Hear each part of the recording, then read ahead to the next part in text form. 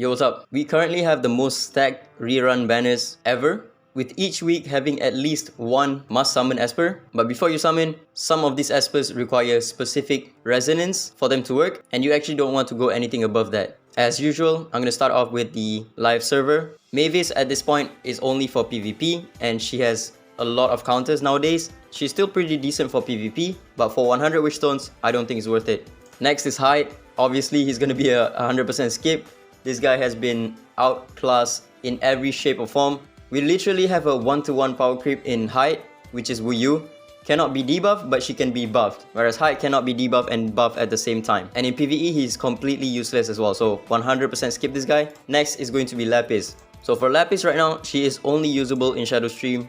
But if you don't have Unas, your score drops by like 200 million. Rank 1 to rank 8 has an R6 Unas plus Lapis. And then the next non-R6 Unas team has 211. So without R6 Unas in your team, your score drops by about 200 million. But even without R6 Unas, R6 Lapis with D3 should give you a big boost to your Shadow Stream score. In Shadow Glow, she's not being used because the best DPS for this one is going to be Ggez. She is completely useless in Fafnir because you have damage cap in Fafnir, right? You can only do, I think it was like 33% of the boss's HP, and that's why she is completely useless right here. In Yinglong, she might be able to work, but for now, again, nobody has tried her out. She is the hardest hitting nuker in the game, but only at 50 stacks of her buff. Now for Falsetto Fantasy, I also have not seen anyone try her out in all three of the bosses. And in Sonica, she does not do any damage because Sonica only takes damage when you multi-hit her. If you do single hits, she will reduce your damage by 50% if I'm not mistaken, and Lapis only does single hits. In Dark Starlight, she could be useful for either Team 1 or Team 2 and Team 3, but once again, I have not seen anyone with an R6 Unas try to run her in Dark Starlight, but it's probably not going to be better than either the Sloan team or obviously this Elif team, right? So the only way that you can run her probably is going to be in Team 1 with Embla and R6 Unas if you do have him. So the verdict on Lapis is going to be a skip for me. If you don't have an R6 Unas, she's not really that good. Unless you desperately need a Shadow Stream Esper, then she's going to be very good. R2 is going to be enough, but you do need some divinates on her, at least D3. Now on to the rerun Espers.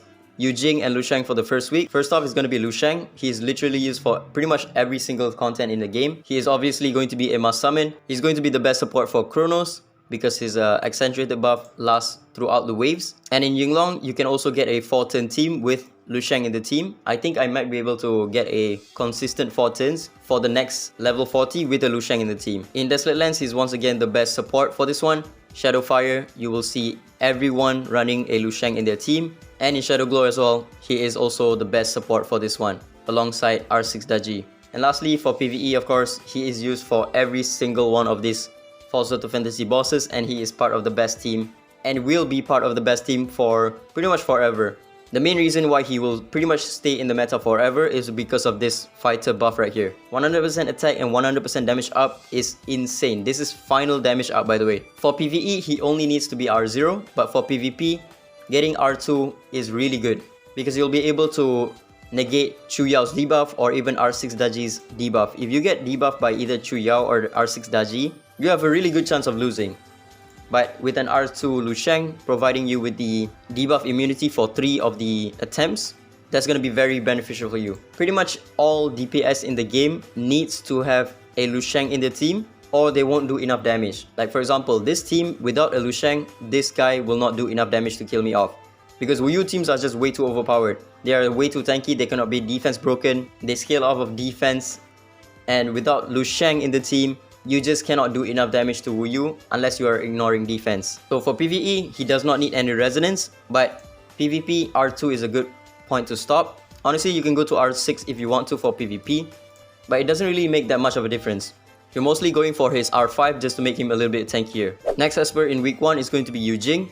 Now this one is very important. For 4-bitter, once you get this team 3 right here, with R6 Elif, Mateo and R6 Yuhime, you will not be running Jing in 4-bitter anymore. And for Sonica, you actually don't want your Jing to be R2.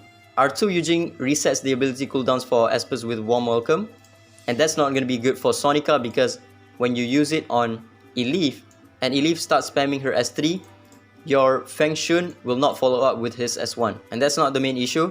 The main issue is when you spam the S3 of Elif, and Feng Shun does not follow up with his S1, you actually lose multi-hits. Because at most, when you use Elif's S3, you can only do 4 hits. But if you use Elif's S1, you will then follow up with Feng Shun's S1, so that's 5 hits in total. And then you will follow up with Elif's S3 once again, so that's 7 hits total. And for Sonica, you only do maximum damage after 3 hits onwards. So if you use Elif's S3 first, you can only do 1 hit that does 100% of the damage because you only do 4 hits. Whereas if you use Elif's S1 and you proc Feng Shun's S3, you do 4 hits that does 100% of the damage. So that's one very important thing. For Sonica, you actually don't want your Jing to be R2 because it does lower your score by quite a bit. Now for Dark Starlord, you actually want your Jing to be R2 because of Elif's dumb AI. Now for Dark Starlord, for whatever reason, Elif's AI will always target the 2 ads instead of the main boss. And for that reason, you actually lose quite a bit of damage because the 2 ads most likely will not have any defense break on them. And also seer debuff, right? That's very important. Check this out. There we go. Elif took a turn and she went for the ads instead of the boss. But if you have an R2 Jing, your Elif will start spamming her S3 more often, which means she will do AoE instead of single target hit. So for Dark Starlord, it's better to have an R2 Jing over an R0 or R1. For Ritual Miracle, she has no use at all because she needs to take the turn in order to provide the warm welcome buff. And that's not good because you eat up your turn count. And for Desolate Lens, she is only useful for Shadow Glow because you can run Lu Shang in the same team. Without Lu Shang, Jing is pretty much useless. That's why you don't see her anywhere in other places without Lu Shang. In PvP, she's pretty decent when you run her with this setup right here. This team is pretty good against like suicide teams, but the win rate is like 50-50.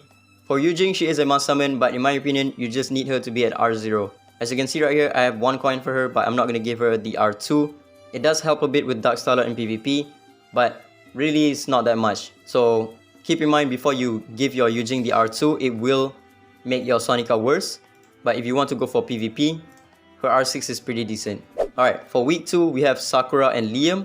First off, we'll go over Sakura. I use her for APEP with this team. I'm not using Tolan because for dailies, I try my best to not use Tolan to make sure that he stays at low level. So she's pretty good in APEP, not the best like team, but she makes the team very safe. She's pretty decent for Yinglong, but Yinglong is carried by Feng Shun. You don't really need to run an R6 Sakura in this team. In Desolate Lens, she's pretty good for Shadow Gale, but most people that have R6 Unas will not run her because R6 Unas is still better, but she's still very good for those who don't have an R6 Unas. Like for example, some of these teams, like this one, does not run an R6 Sakura, this one as well, but she is still very good. The amount of stats that she gives to your DPS and also your supports is insane. And for Falsetto Fantasy, she is still being used for each one of these bosses. For Phobita, however, she is the worst performing team with this one. But for Counter Sonica, she is still the 2nd best team. And for Dark Starlord, she is still being used in the Sloan team as well. And in PvP, her R6 is still pretty insane. When you run her in the Wu Yu comp, she can sometimes solo an entire team by herself if you run a Wu Yu plus like a Lu Shang or something because of the amount of damage reduction that you'll get. You heal full every single time you S3, and then with Lu Shang in the team, you get 50% damage reduction. And because you have Wu Yu in the team, you also do true damage whenever the enemies attack you. And that's the reason why sometimes R6D6 Sakura can solo an entire team by herself. R6 Sakura is still insanely good, but she is not the best support anymore. In my opinion, you should go for her R6 if you have at least 600 plus wish stones. If you don't have a lot of wish stones, in my opinion, her R6 is going to be a skip at this point. Alright, week 2, we also have Liam. Liam's resonance is going to be a skip, but his R0 is still a must summon because he is still being used for all of these bosses right here. In Phobita, he is like the best friend for Sloan and pretty much all of the other bosses as well. Now that we have a new Team 1 Sonica, we no longer use Liam as the main DPS for Team 1. This version of the team, even without Haley in the team, is still going to be more consistent than the old team. So you don't have to spend like crazy amount of crystals to get a good score with this team. He's pretty useless in Ritual Miracle because he takes an additional turn. And in Desolate Lens, he is only being used in Shadowfire with either Sloan or Ming Shuo. Now the good thing about him in Shadowfire is that when you run him, you don't need to run a healer in the team because he already covers that part. with his S1. This is pretty much the only reason why you would want to go for his resonance, by the way. Just to get you a little bit of healing for Shadow Fire if you don't have enough. At this point, Liam just needs to be R0. Even D0 should also be fine because he's no longer the main DPS for Sonica. Now for the final week, we have Nathaniel and Amir. Nathaniel, if you're into PvP, his R6 is still pretty good. You can run him in the Wuyu team, or you can also run him in a standalone team to counter some of the teams. Most people will run him in the Wuyu team. That's where he's best. But against some teams in Bebop where they run Suizai as their main DPS, you can actually run R6 Nathaniel, like this guy right here. This is Nathaniel without the Wuyu comp, and it's pretty good. You can just bomb an entire Suizai team, no problem. So for Nathaniel, just go for his R6 if you want to do well in PvP. But for me, I'm gonna be skipping him because he's only being used in PvP. For Amir, okay, this one also requires you to have him at specific resonance. Amir is currently only being used for 2 content, which is Fafnir and also Yinglong. For Fafnir, he's the best wave clearer and you need him to be at R2, but at R2 he needs a shit ton of stats. If you want him to work well in Fafnir, R4 is a good point to stop, just to make him clear the second wave more consistently. And for Yinglong, his R6 actually makes him a little bit worse. At R6, he will spam his S3 in the boss stage. And when you do that, the boss will gain a little bit more defense and it's a little bit harder for you to kill off the boss. So for Yinglong, you actually want him to be at R5 so that he doesn't use the S3 on the boss stage. He's pretty much useless everywhere else in the game. He's not being used for the shadow bosses, for any of the False Auto Fantasy, and for PvP, he's mostly just used in like counter comps. If you see a Jinchu, you will run him.